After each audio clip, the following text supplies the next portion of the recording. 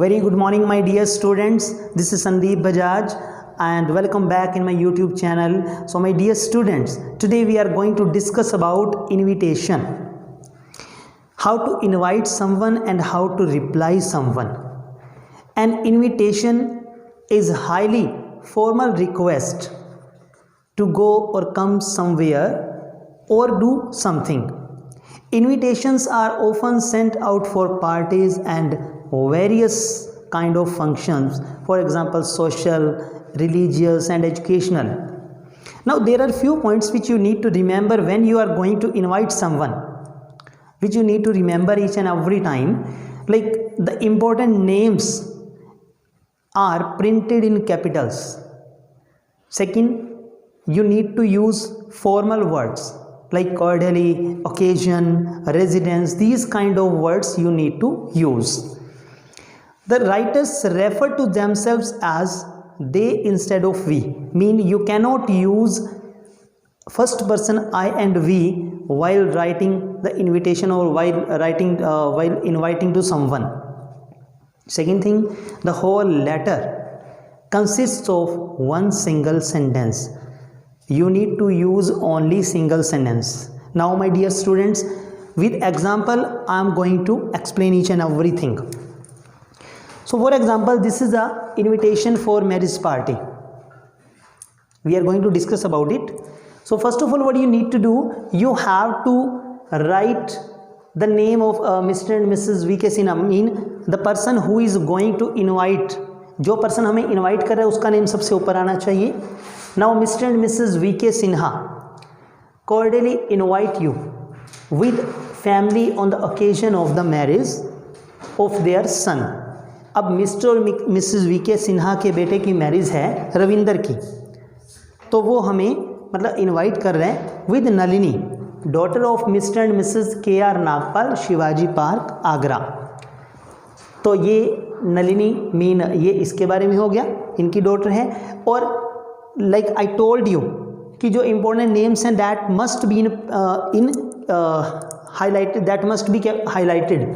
जैसे Ravinder and Nalini, they are the important names, so we have to write or in bold letters and they must be highlighted. अब देखो, on Saturday we are going to write about the day and date. On Saturday 17 June 2020 between 10:45 and 11:30 am. We have to mention the time also at the bride's residence and to take part in a reception on the same day between 4 and 7 pm at their residence SU 86 Pithampura, Delhi, RSVP. You have to mention the address which is already given in your question paper. You need not to use any other address. So by this way we invite someone. Now my dear students, we are going to discuss about how to reply. If someone is inviting us, then how to reply. So my dear student, first of all I would like to tell you there are two types of replies to the invitation. First is accept the invitation, because either we accept the invitation or we decline the invitation. So there are few points which you need to remember each and every time. Like you need to remember while inviting someone. जैसे आप किसी को invite करते समय जिन बातों का ध्यान रखते हैं, वैसे ही कुछ पॉइंट्स का आपको ध्यान रखना होता है जब आप किसी का इनविटेशन एक्सेप्ट कर रहे हैं या फिर डिक्लाइन कर रहे हैं. और actually we can not decline directly. हम डायरेक्टली किसी को नहीं बोल सकते भाई मैं नहीं आऊँगा. आपको कोई इनवाइट कर रहे हैं कोई पार्टी पे, मैरिज पार्टी, बर्थडे पार्टी पे, तो is it possible for you to decline directly? So it is not possible ना, कि हम किसी को डायरेक्टली तो बोल नहीं सकते कि भाई मैंने नहीं आना, मेरे पास टाइम नहीं है. तो उसके लिए हमें क्या करना है, कुछ फॉर्मल थिंग्स का यूज़ करना पड़ता है, कुछ फॉर्मल वर्ड्स का यूज़ करना पड़ता है. So I am going to tell you those points. First of all आपको देखो क्या करना है कि we need to use only some formal words. For example, kind invitation, great pleasure, regret, wish long and prosperous married life. These kind of words we need to use, but according to situation. जैसा invitation है उसके according आपको use करना है. ऐसा नहीं है कि जो मैंने आपको बताया वही आपने सिर्फ यूज़ करने हैं. कि ये भी नहीं होना चाहिए कि कोई बर्थडे के लिए करे आप उसको और विश कर दो, आप wish long and prosperous married life. So वो आपको ध्यान रखना है उन बातों का. Next is do not use first person. चाहे आप किसी को इनवाइट कर रहे हैं, चाहे आप किसी को रिप्लाई कर रहे हैं, हम लोगों को फर्स्ट पर्सन का यूज़ नहीं करना. मीन आई एंड वी का यूज़ नहीं करना. Only we need to use they, चाहे आप इनवाइट कर रहे हैं या फिर रिप्लाई कर रहे हैं. नाउ नेक्स्ट इज कि the address of the writer and date are written to the left. Now my dear students, you will understand with an example. तो देखिए कैसे हम रिप्लाई करते हैं. First of all, formal reply of acceptance. आपको किसी ने इनवाइट किया और आप उसे एक्सेप्ट कर रहे हैं, तो how to reply. First of all, Mr and Mrs S K टब्राल, ये आपका नेम है. जब आपको कोई इनवाइट कर रहा है, फर्स्ट पहले आपने अपना नेम राइट करना है.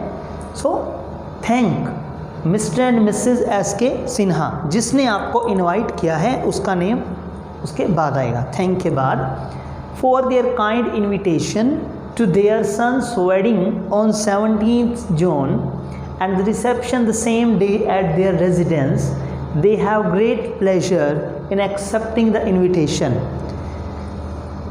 अब देखिए, सबसे पहले तो मैं आपको बताना चाहूँगा, जैसे मैंने आपको बताया था कि फॉर्मल वर्ड्स यूज़ करने हैं, तो kind invitation, this is formal word. Now they have great pleasure. अब यहाँ पे मिस्टर एंड मिसेज एस के डब्राल ने अपने लिए यूज़ किया दे.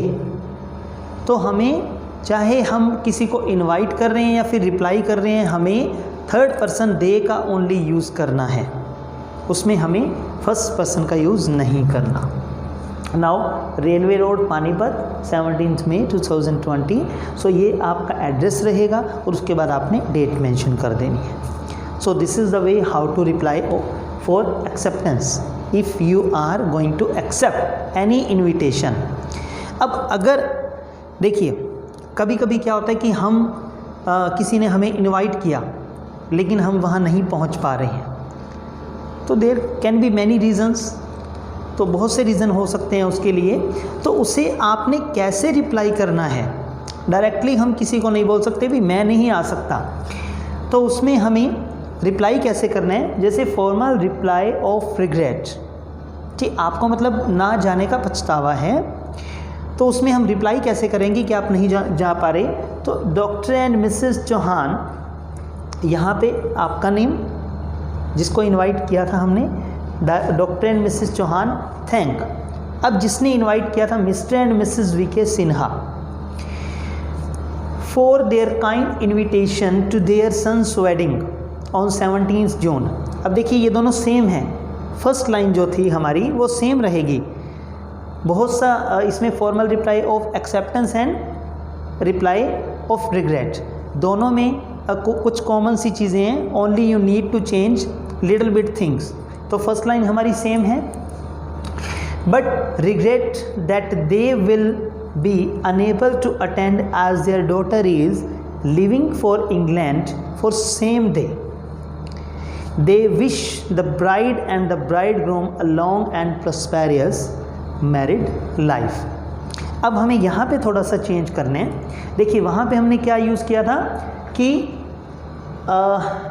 for their kind invitation to their son's wedding on 17th June and the reception the same day at their, they have to great pleasure. यहाँ पे क्या आया था, great pleasure in accepting.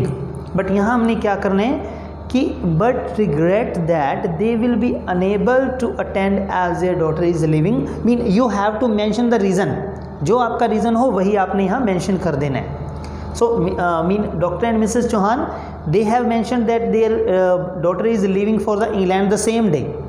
सो ऐसे ही आपको भी रीज़न वहाँ मेंशन करने हैं, जो भी आपका पर्टिकुलर रीज़न होगा. इसके बाद जैसे आपने लिखा है but regret that they will be unable to attend as their daughter is living. आगे आप अपना रीज़न मेंशन कर सकते हैं according to you. After that same you have to mention over here your address and date, जिस दिन आप reply कर रहे हैं उससे. So these are the things which you need to take care while going to invite someone or while going to reply someone, whether it is for acceptance or it is for regret. तो इन चीज़ों का आपको ध्यान रखना है. And this is the simple way to reply any invitation. I hope you all understood each and everything. If you have any doubt, any question or any suggestion for me, please do comment in my comment box. Thanks and have a nice day.